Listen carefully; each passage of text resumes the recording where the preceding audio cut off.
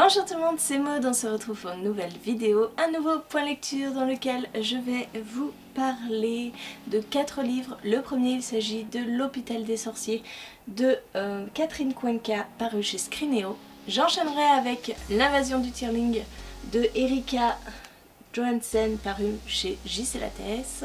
On continuera avec Passion, le troisième tome de la saga d'année de Lauren Kate, paru chez Bayard Jeunesse. Et on terminera avec le tome 16 de L'Épouvanteur, l'héritage de l'Épouvanteur de Joseph Delaney, paru chez Bayard.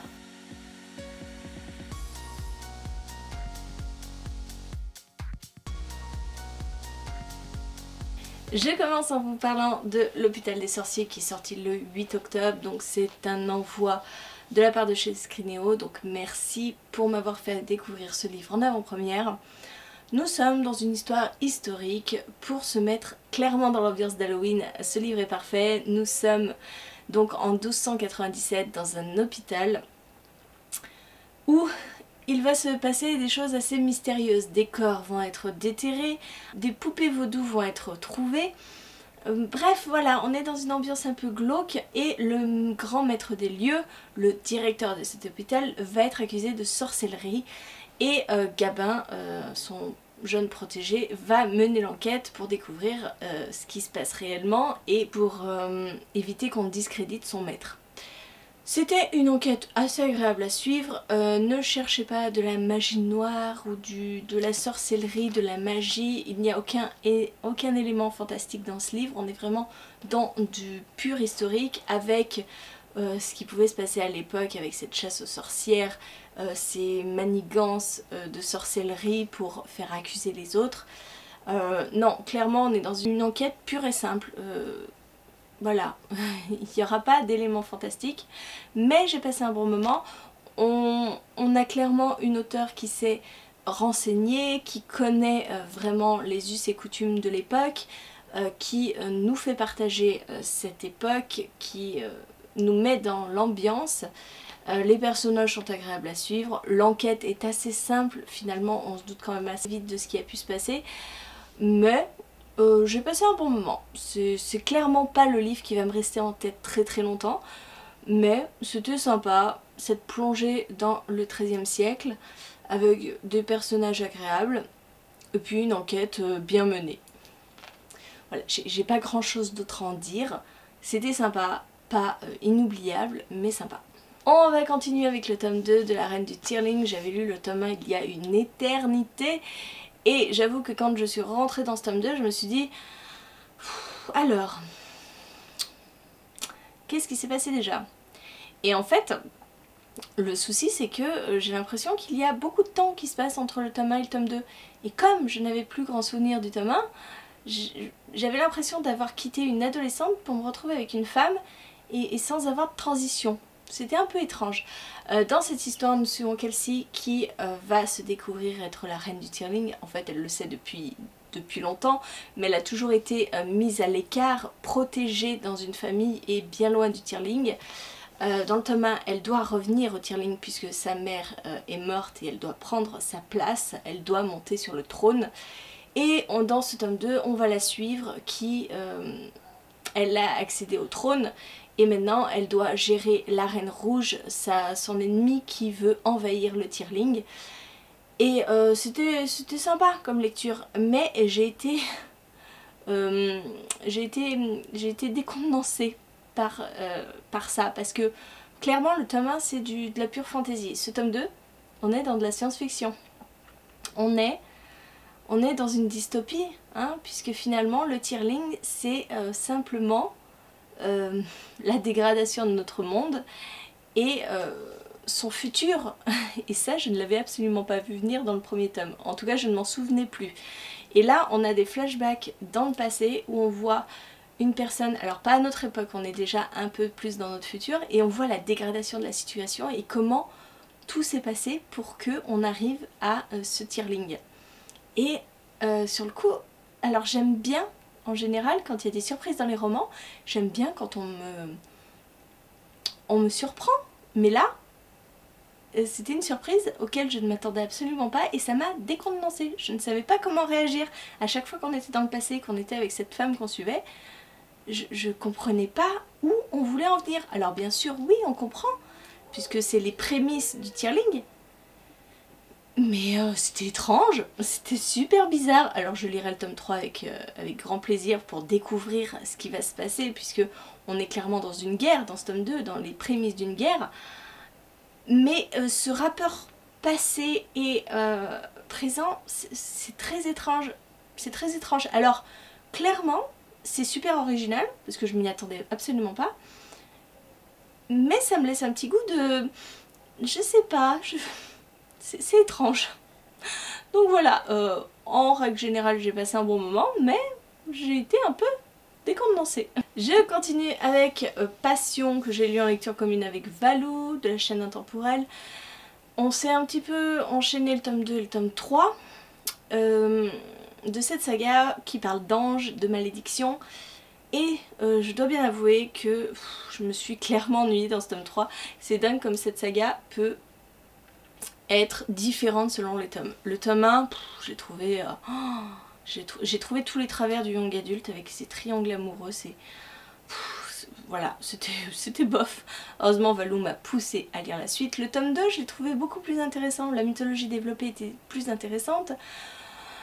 Un peu plus passionnant. Il y avait moins d'amour. Enfin bon, le truc, voilà. Alors ce tome 3... je me suis ennuyée, mais vraiment ennuyée. En fait, si vous voulez, l'héroïne, Luce, on sait qu'elle a vécu beaucoup de vies antérieures. Et à chaque fois, elle retrouvait Daniel, cet ange. Voilà, ce sont des âmes sœurs, donc dans toute leur vie antérieure, ils se retrouvent et au moment où ils doivent s'aimer, elle meurt. Et si vous voulez, dans ce troisième tome, on replonge dans les vies antérieures de Luce. Donc on parcourt ces vies antérieures. Les 150 premières pages, c'est ça, on fait des bonds dans ces vies antérieures et ça se finit toujours de la même manière et c'est chiant. Clairement c'est chiant. Luce, on a l'impression qu'elle a plongé dans ses vies antérieures c'est un caprice, elle a aucun contrôle. Et si vous voulez, je trouve qu'il n'y a pas vraiment grand intérêt de replonger dans ses vies antérieures. Alors oui, elle se rend compte que Daniel l'aime plus que tout au monde, qu'il est prêt à tout pour elle. Mais bon, meuf, depuis un moment on le sait quoi, qu'il est prêt à tout, il n'y a que toi qui le sais pas et qui court à droite à gauche avec tous les autres garçons qui te passent à côté. Voilà, donc j'ai pas spécialement aimé ce tome 3. Pour moi le tome 2 est le meilleur.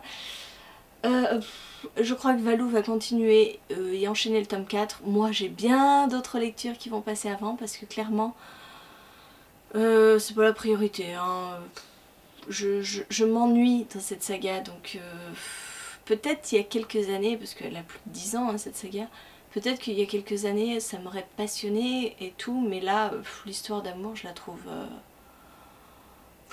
trouve niaise. Je ne m'attache absolument pas aux personnages et je trouve leur histoire d'amour sans intérêt. Voilà.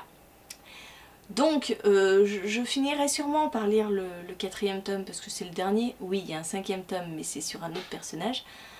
Mais clairement c'est pas la priorité en ce moment. Et je termine avec l'Épouvanteur. C'est le dernier tome de la saga. C'est le tome 16. Et je ne sais toujours pas quoi vous dire de ce tome 16. En fait c'est un peu particulier parce que je suis triste de quitter les personnages.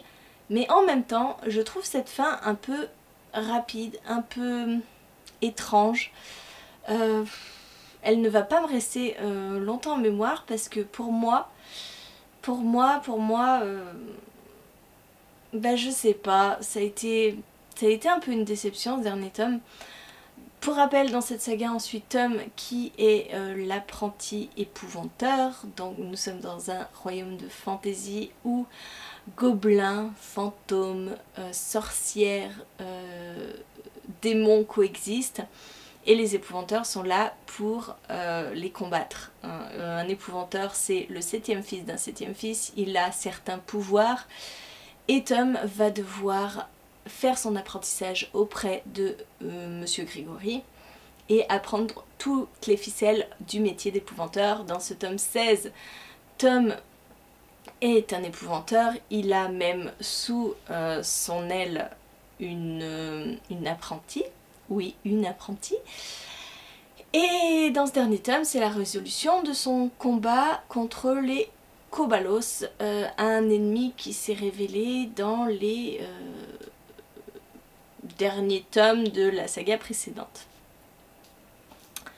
Bah finalement, je trouve que ce gros ennemi, les Kobalos, ça se résout terriblement vite. Alors oui, je suis contente de revoir certains personnages qu'on pensait disparus. Oui, il y a de la surprise parce qu'il y a certains personnages qui disparaissent aussi, mais je suis pas convaincue par cette fin.